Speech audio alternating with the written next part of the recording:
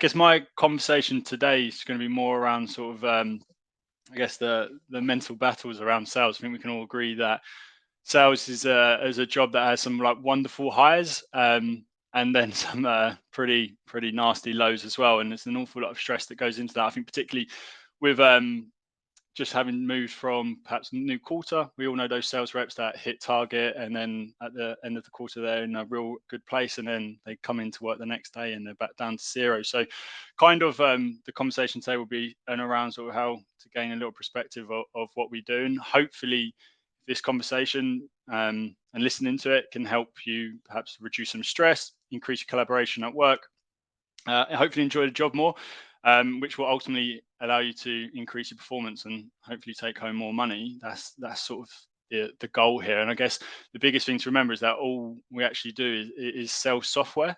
And I know that's probably, I know it's a lot more complicated than that to be able to gain that perspective, but just some things from having conversations with, selling to salespeople every single day, sales leaders, VPs, CROs, people that have gone through this job for huge amount of time, and also observing top performers at SalesLoft. Something that they all have is that perspective on how on life really, and how that we're not determined.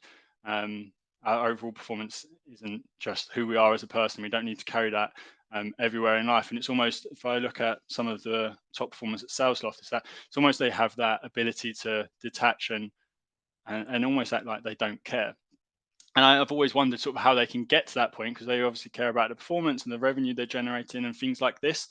But if I look at people like Misha, who's quite well known in the SaaS industry, looks like he's focusing, he's building his own company, and it has his own goals and objectives outside of SalesLoft. And then I look at people like Jack Nico as well, who's gone on sabbatical or 6-9 months, for example, to travel around the world and achieve their lifelong goals that they've wanted to do. It's almost being that their superpower to be successful is having that care to take that step back and understand that there is more going on.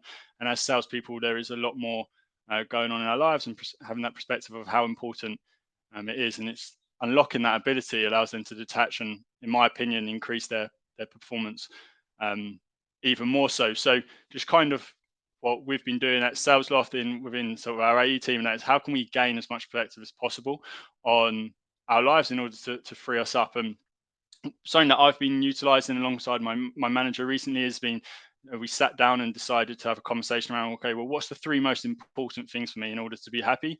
And something that we did alongside our team as well was that, for me personally, it was like make sure my family's in a good place. I'm spending a lot of time with my nearest and dearest, closest friends, etc. And then also I'm very active as well. And if these 3 key areas are being nurtured, looked after, and watered almost, then I'm always going to be in a pretty good place. And for others, it may be things like drawing, or it could be experience in life, like being able to go around traveling, booking in holidays.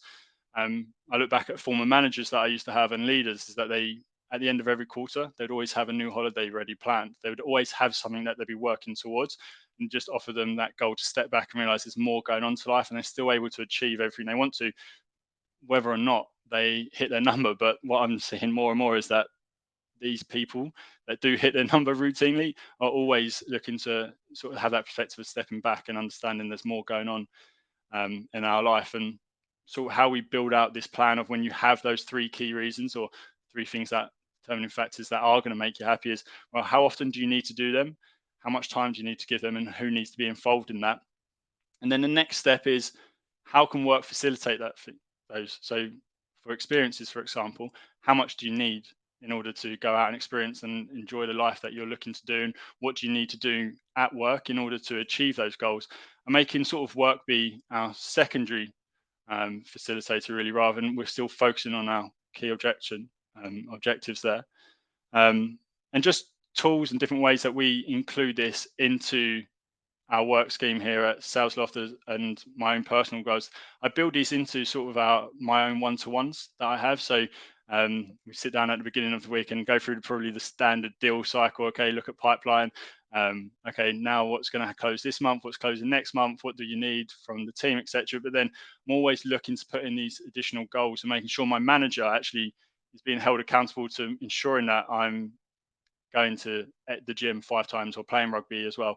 Making sure that my manager is holding me accountable to doing this in order to put me in the best possible position to be as successful as I possibly can. Because I know if I'm seeing my family, I know if I'm going out with my friends, and I know if I'm being active, then everything outside is in a good place, which makes me a better salesperson. So that when I do step into the call, I'm able to I'm going into a call in a much better mental place. I'm happier, which then allows me to make better decisions and ultimately look to close more revenue or qualify out at an earlier point. And I think sometimes when we don't have that perspective, like Timmy was talking about earlier, and actually qualifying out, it can be really difficult because we're so obsessed with hitting that number that we need to do, is that we can sometimes cling on to bad pipeline. And again, I look at the top performers, they get out of they qualify out quicker than anyone, and it's because they have that perspective of, this isn't, I don't need this in order to make myself happy, in order to hit my number. There'll be other things that will happen, and it's just being able to take that step back, understand like what actually does make me happy in life. Am I nurturing those? Am I seeing my family? For me, am I spending time with my best mates? And am I going and being active? And if I am doing those things, then I'll actually be happy regardless of my number, which is quite a pleasing place to be, to understand that this doesn't determine my happiness. And I think as salespeople, when we are in this level of stress, and we have our number goes back to zero at the beginning of the month, at the beginning of the beginning of a quarter, it can almost be daunting to have to go and do that again.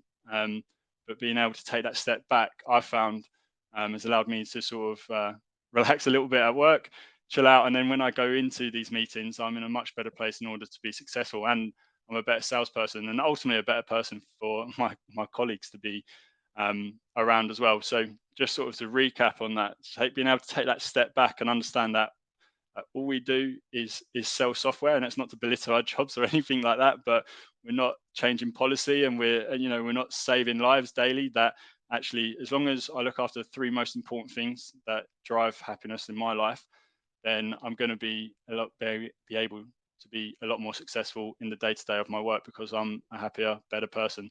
And yeah, James, I think that's it. I think that was quicker as well than I was expecting, or Charles.